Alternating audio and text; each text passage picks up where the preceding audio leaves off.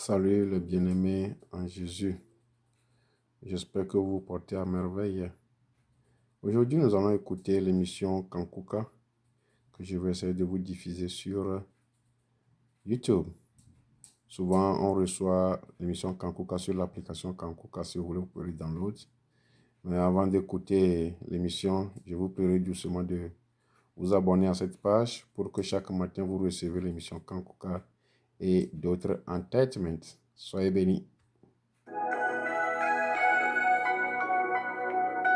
Je vous salue vous tous qui écoutez l'émission Kanguka. Mon nom est Chris de Kumana. Aujourd'hui, nous sommes jeudi. J'aimerais encore une fois m'entretenir avec vous au sujet des dettes.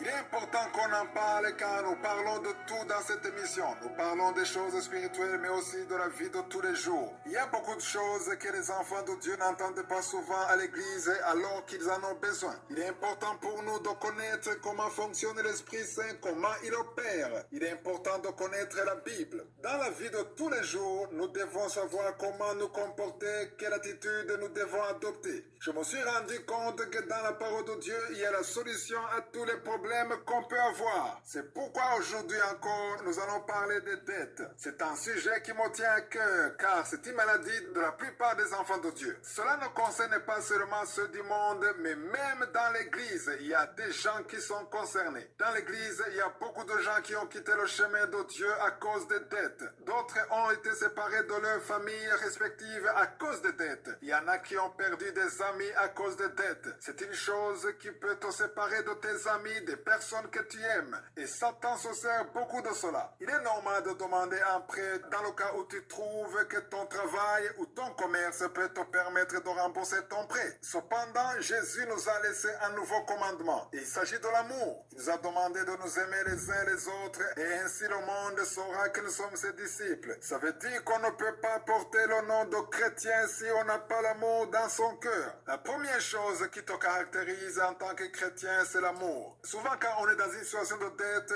l'amour est menacé. Prenons par exemple qu'un frère en Christ vient te demander de lui prêter de l'argent. Il n'arrive pas à payer son loyer et il ne peut pas nourrir son enfant. Il te demande de lui prêter de l'argent et il te promet que le mois prochain, il va te rembourser. Et tu lui donnes avec amour pour l'aider. Et si son frère se retrouve dans l'impossibilité de te rembourser, ça veut dire que l'argent va vous séparer. Souvent, je donne un conseil en disant que si tu prêtes de l'argent à un frère en Christ, il faut toujours te rappeler que c'est un frère ou une sœur en Christ. S'il est possible de l'aider, vas-y, il faut l'aider. C'est ça la vie chrétienne. Mais il est important que vous compreniez que la parole de Dieu interdit d'exiger qu'on te rembourse ton argent plus les intérêts qu'on font les banques. Il ne faut jamais faire ça à un frère ou une sœur en Christ. Si nous lisons dans Exode chapitre 22, verset 25, il est écrit, « Si tu prêtes de l'argent à mon peuple, au pauvre qui est avec toi, tu ne seras point à son égard comme un créancier, tu n'exigeras de lui point d'intérêt. » Ici, on voit bien que la parole de Dieu interdit de demander un intérêt à un frère en Christ. Si tu veux qu'il te rembourse,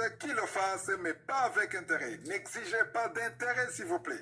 Et dans Deutéronome 23, verset 19, il est écrit, « Tu n'exigeras de ton frère aucun intérêt, ni pour argent, ni pour vivre, ni pour rien de ce qu'il se prête à intérêt. » Dans chaque chose que tu peux donner à un frère ou à une sœur, que ce soit l'argent ou la nourriture, il ne faut jamais exiger de lui un intérêt. Je le dis car j'ai entendu qu'il y a des gens qui le font au sein même de l'église. La parole de Dieu l'interdit. Si vous le faisiez avant, comprenez que la parole de Dieu l'interdit. Il ne faut jamais demander un intérêt si tu n'es pas une banque. Si tu veux prêter de l'argent à quelqu'un, aide-le avec amour en te mettant à sa place car toi aussi tu aurais pu avoir ce problème.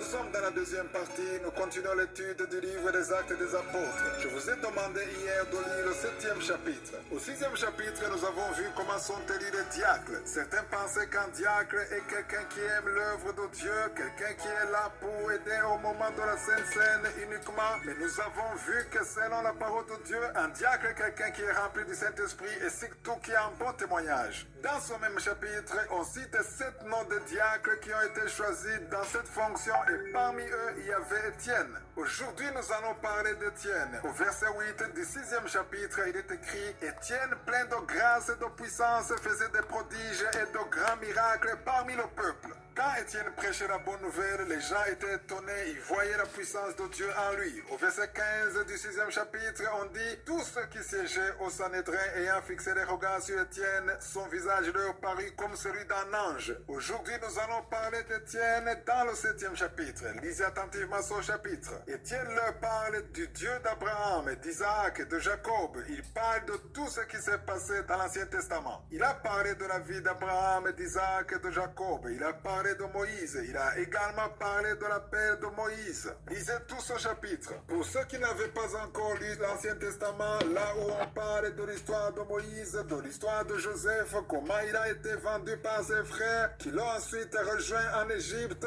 dans ce 7e chapitre, il y a le résumé de la vie de Moïse, la vie d'Abraham, d'Isaac et de Jacob. C'est très important de connaître cela. Il a résumé un peu de mots et c'est très compréhensible. Ce qui fait que quand on lit le 7e chapitre, on comprend pas mal de choses qui ont été écrites dans l'Ancien Testament, mais Étienne avait un objectif. Premièrement, il parlait aux Juifs qui ne croyaient pas en Jésus, aux autorités. Il y avait même le souverain sacrificateur. Au verset 37, il leur montre que Dieu a parlé à travers Moïse, qu'il allait envoyer un prophète comme lui. Et là, Dieu parlait de Jésus. Un peu de mots, il était en train de leur dire que c'est eux qui ont tué le prophète envoyé par Dieu. Et ce prophète est Jésus, le sauveur du monde. Au verset 51 jusqu'au verset 53, Étienne leur dit qu'ils se sont révoltés contre les prophètes de Dieu jusqu'à tuer Jésus. En d'autres mots, il était en train de les accuser. Lisez attentivement le verset 54. Il dit, en entendant ces paroles, ils étaient furieux dans leur cœur et ils grinçaient des dents contre lui. Ils avaient bien écouté ce qu'il avait dit depuis le début car il parlait des choses qu'eux-mêmes connaissaient. Mais ce qu'ils ignoraient, c'est qu'ils avaient désobéi à Dieu en tuant son fils Jésus. Il leur a parlé sans peur, sans hésitation, avec courage. C'est comme ça qu'ils ont été très fâchés, ils ont été en colère contre lui jusqu'à vouloir le tuer. Dans Kanguka de demain, nous verrons comment ils sont parvenus à leur fin. Étienne est le premier martyr qui est mort à cause de Jésus. Que Jésus vous bénisse, nous continuerons dans Kanguka de demain.